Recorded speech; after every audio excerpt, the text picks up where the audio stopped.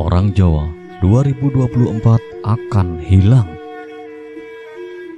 Jangka Jayabaya atau sering disebut ramalan Jayabaya adalah ramalan dalam tradisi Jawa yang salah satunya dipercaya ditulis oleh Jayabaya, Raja Kerajaan Kediri. Raja Jayabaya, pemimpin kerajaan Kediri yang berjaya pada tahun 1135 hingga 1157. Ia merupakan keturunan dari Prabu Airlangga. Jayabaya dikenal sebagai sosok yang kerap kali membuat prediksi masa depan. Terdapat salah satu ramalan Jayabaya yang menerawang tentang kejadian yang bisa benar terjadi di masa depan. Salah satu ramalan tentang masa depan dari para orang Jawa yang belum terjadi hingga saat ini adalah Wong Jowo kari separuh, atau juga bisa diartikan sebagai orang Jawa tinggal setengah. Secara harfiah, populasi orang Jawa memang bisa saja berkurang akibat berbagai macam faktor yang ada di muka bumi ini. Jika mengikuti kata ramalan, penduduk asli akan tergeser hingga akan tinggal separuhnya. Ternyata, bisa jadi ramalan itu bukan hanya melihat kuantitas manusia Jawa, melainkan melihat kualitasnya. Sementara itu, seorang ahli spiritual yang akrab dipanggil Gus Rofik ungkap maksud dan fakta dari ramalan Jayabaya yang berbunyi Wong Jowo kari separuh, Cino Londo kari sajodo. Iya, pada suatu saat nanti, kalau kita tidak hati-hati, ya orang Jawa ini akan tinggal separuh. Manusia kan ada unsur dohir batinnya. Iya, ketika orang Jawa atau orang Nusantara ini nanti unsur dohirnya akan menguat, makanya dia hanya tinggal separuh, ujar Gus Rofik. Yang dimaksud unsur dohiriyah ini adalah karena orang Nusantara banyak tergantung pada teknologi, dan unsur dohir itu berhubungan dengan raga dan akal. Jelas Gus Rofik. Gus Rofik juga menjelaskan kalau di saat kita nanti terjebak oleh unsur dohiriyah ini, Wong Londo sudah mencuri ilmu dari orang-orang Nusantara ini. Mereka, Wong Londo, masih satu jodoh. Dohir batin mereka mulai mengolah seperti itu. Jadi itu kalau kita tidak hati-hati, ya itu akan terjadi. Tapi kita kembali lagi, itu adalah ramalan. Ramalan itu bisa menjadi satu petuah yang harus kita hati-hati supaya tidak terjadi. Atau memang ramalan itu bakal terjadi nanti, ungkap Gus Rofik. Jadi Wong Jowo kari separuh itu hilang separuh. Jadi yang hilang itu unsur batiniyahnya yang selalu dekat dengan Tuhan. Nantinya akan ketutup oleh unsur-unsur dohir. Akhirnya ya tinggal separuh, karena hilang separuh dari itu tadi.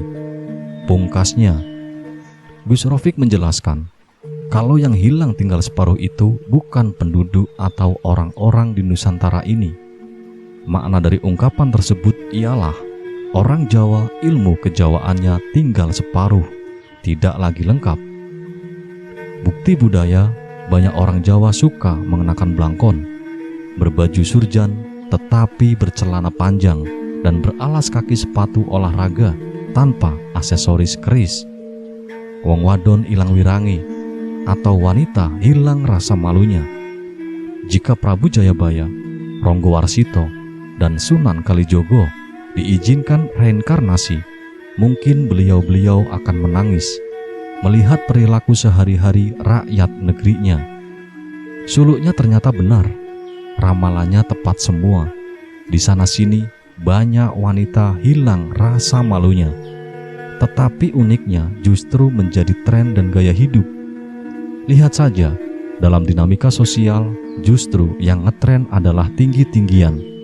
Apa saja, entah tinggi-tinggian ilmu, gedung, kekayaan, pangkat, tinggi-tinggian gelar sosial, akademis, dan lain sebagainya. Namun yang akan kita bahas terkait suluk di atas adalah tinggi-tinggian celana. Secara fungsi celana itu sarana untuk menutupi aurat. Jika dikenakan kaum hawa atau wanita disebut rok, atau boleh juga disebut jilbab. Apa yang bakal terjadi jika aurat yang wajib ditutup rapat justru ditinggi-tinggikan, dijadikan tontonan layaknya obral barang dagangan? Ketika aib rumah tangga yang harusnya disembunyikan justru menjadi konsumsi publik, dijadikan program acara yang menarik di media sosial dan elektronik. Pada gilirannya, masalah kawin cerai, perselingkuhan, dan lain-lain di kalangan tertentu dianggap gaya hidup, lalu ditiru banyak orang.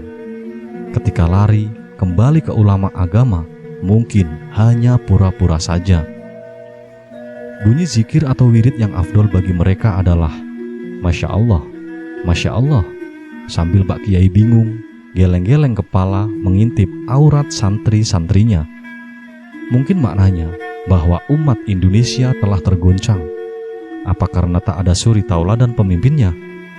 Iman manusia mulai bergoyang. Adakah zaman kolobendu memang sudah tiba? Banyak pula orang Jawa yang tidak bisa membedakan antara kerata basa atau jarwo dosok, wangsalan, paribasan, dan falsafah. Filosofi angka dalam bahasa Jawa sebenarnya jarwo dosok atau yang lazim disebut kerata basa. Tetapi karena ilmu kejawennya tinggal separuh, maka disebutlah itu filosofi angka. Suatu contoh penyebutan angka 11 atau 11, rolas sampai songolas, menggambarkan bahwa anak pada usia tersebut sudah mulai mengenal welas atau kasih sayang, cinta lawan jenis. Penyebutan angka selikur atau 21 yang diartikan sebagai linggih kursi. Usia selikur dianggap bahwa seumuran itu manusia sudah punya kedudukan atau pekerjaan. Berikut penyebutan angka selawe atau 25 diartikan sebagai seneng lanang wedok. Maknanya insan umur selawe saatnya berjodoh. Berikutnya penyebutan angka 50 atau 50 yang diartikan seneng nganggo iket. Maknanya suka mengenakan tutup kepala untuk keperluan beribadah.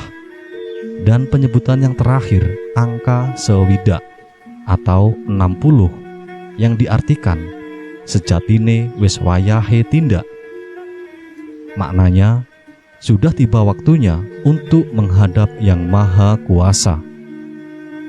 Contoh lain, kuping kaku tur jepiping, kerikil keri ning sikil, tandur tandangi mundur, guru digugu lan ditiru, garwa sigaraning nyowo, dan masih banyak lagi yang lain.